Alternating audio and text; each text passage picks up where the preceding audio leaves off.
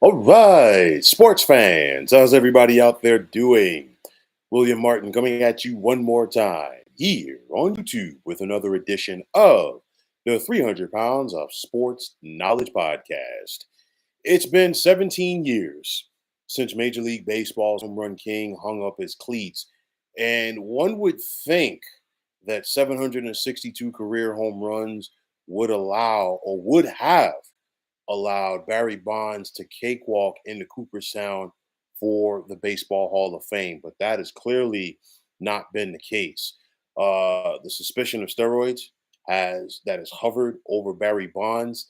Of course, we know about the whole steroid scandal in Major League Baseball. You can't not know about it at this point. But on the flip side, with Bonds, did he ever fail a drug test? And the answer is going to be no. You think about other things. Of course, the Balco scandal has not helped Barry Bonds' case, nor the fact that he was never a media darling. And then also you have the court of public opinion. You go back to Barry Bonds' last 2, maybe 3 years in Major League Baseball. Outside of San Francisco, he was not a loved figure. Took a lot of you know resentment, if you will. Nice way to put it. From fans on the road, and at the end of the day, it is what it is. But I'll say this about Barry Bonds: if you just took his numbers from his first 13 years in Major League Baseball, he's a Hall of Famer. I'm talking about his numbers from 1986 with the Pirates when he started to 1998. You're talking about overall a guy that is a 7-time MVP. And of course, before all of this steroid stuff started, he was already a 3-time MVP. Okay. You look at a guy that finished his career as a 298 hitter. He had, we all know, 762 career home runs.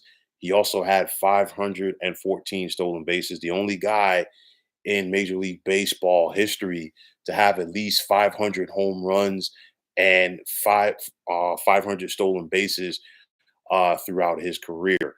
But I'll say this, we all know about the steroid era of baseball. And of course, it changed a lot of things. For me, you look at Barry Bonds' numbers through the second half of the 90s, and he simply wasn't getting the respect that he should have gotten. You look at 1994, Barry, and of course, that was a shortened year due to the strike. Barry Bonds, in 112 games for the Giants that year, batted 312, 37 home runs, 81 runs batted in, 29 stolen bases, and he finished fourth in the MVP voting to Jeff Bagwell of the Houston Astros. Okay, you go to 1995. Barry Bonds took 12th in the MVP voting. Barry Larkin of the Reds won it that year. Bonds hit 312 in 1994. Pardon me, in 95 rather, he hit 294 in 144 games, played all the games that year. 33 home runs, 104 runs batted in. You look at King Caminiti's year, okay, in 1996 when he was the MVP for the Padres.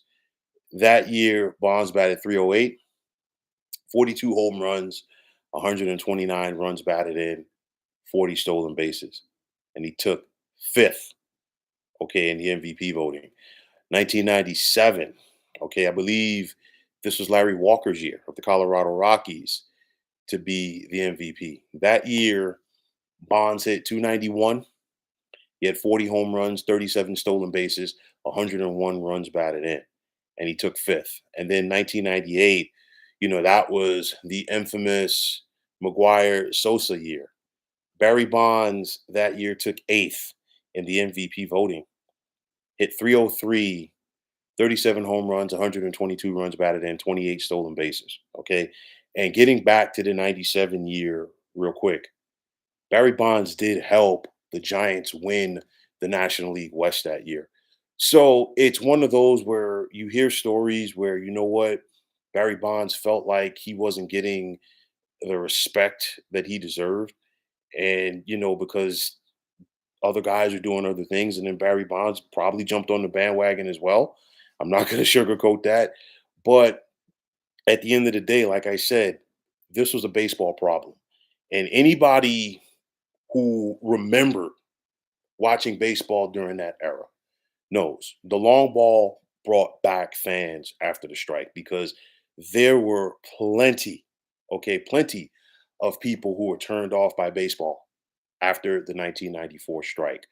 So it's one of those where baseball turned a blind eye to the problem. And of course, it got out of control. And then, you know, I remember it when, McGuire and Sosa were on their tear in 98. Sosa finished with 66, McGuire finished with 70. People acknowledge it. But then when Bonds, got the 73 home runs in 2001, a lot of people turned around and said, wait a second. And of course, the rest is history. I'm not going to sit up here and say that Barry Bonds is a milk drinking choir boy either. But my thing is this: you cannot convince me that there are not already steroid guys that are in Cooperstown in the Baseball Hall of Fame. You think back to when Jose Canseco came out and started outing people. One of the people that Canseco outed was Pudge Rodriguez. And Pudge Rodriguez still got into the Hall of Fame. And you never heard Pudge, go out with any defamation accusations, lawsuits against, Jose Canseco for slandering. And Pudge was still put in there. Okay. So for me, I do believe that Barry Bonds does belong in Cooperstown. Will he ever see Cooperstown? I doubt it because number one, you've got some old school writers, and then you also have some old school players that former players that are in Cooperstown that don't want Barry Bonds there. All right. It's one of those, unfortunately, I don't think Barry Bonds is ever going to be able to give that speech as far as being welcomed to the Baseball Hall of Fame. I do believe that Barry Bonds will get there one day, but it is going to be, he's not going to be alive to see it. I've gone on bat before and said that I feel that Pete Rose belongs in the Hall of Fame too. You're talking about one of the greatest players, and the time has passed, and there's more than enough time that Pete Rose belongs in the Hall of Fame. Obviously, that's not going to happen either. I bring this up now because the announcement was made about 10 days ago or so that the Pittsburgh Pirates are going to be inducting Barry Bonds into their Hall of Fame later this summer, along with Jim Leland. And I think it's kind of fitting that Bonds and Leland are going in together. Of course, Leland was Bonds' manager during the Pittsburgh years. Of course, when you think about Leland and Barry Bonds, of course, you think about them helping the Pirates win three consecutive National League East titles from 1990 to 1992. Of course, the epic blow up where Jim Leland cursed out Barry Bonds in spring training one year. That is still, YouTube social media hit. And you think about overall the success that they had with one another. And of course, time does heal all wounds because when Barry Bonds left Pittsburgh in 1992 for San Francisco, it was one of those where he was not welcomed back with a hero's welcome. It was very nasty at Three Rivers, but time has healed all wounds. The Pittsburgh fans have welcomed Barry Bonds back, and honestly, for what it's worth, since Bonds left until the uprising by the Pirates in the mid 2000s, what had that organization done for more than 2 decades, and what are they doing right now? So I think the folks there have finally decided to re-embrace Barry Bonds, and hopefully, just hopefully, the folks in Cooperstown can do the same. I mean, he's still revered, in San Francisco, one of the greatest players in the history of that franchise. Honestly, for my money and the money of a lot of other people, he's still not better than his godfather, the great Willie Mays. And I mean, how many people can say that they put on a baseball uniform and they're better than Willie Mays? But nonetheless, it's one of those where you can't have your Hall of Fame and not have your best players. Okay. And again, if you take 99 back until he finished his career. Just omit that from the equation. And you put everything else in, Barry Bonds is a Hall of Famer. But like I said, more than likely, he will not be able to see his induction. It's just going to be unfortunate. But nonetheless, you cannot tell the story of baseball in the 80s, the 90s, and the 2000s without talking Barry Bonds. The Giants acknowledge him, the Pirates acknowledge him.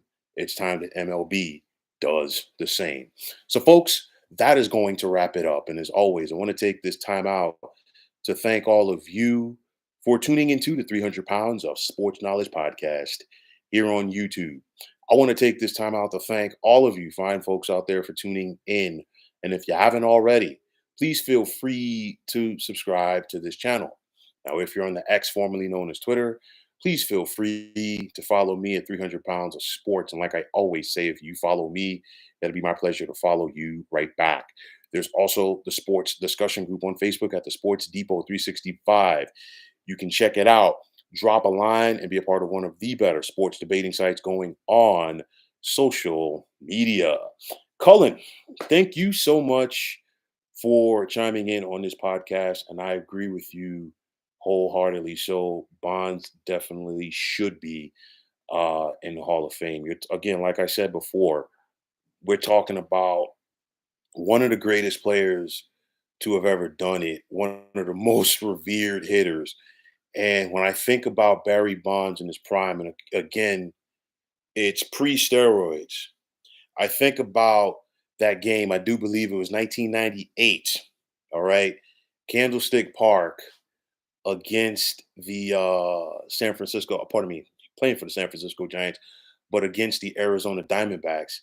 Buck Showalter, the manager of the Diamondbacks, intentionally walked Barry Bonds with the bases loaded. That just gives you an idea of how dangerous this guy was. And you're saying hand-eye coordination is better than steroid power. And I mean, listen, you look at Barry again, the numbers speak for themselves. I mean, you look at it, you're talking about a guy like, again, 298 career hitter.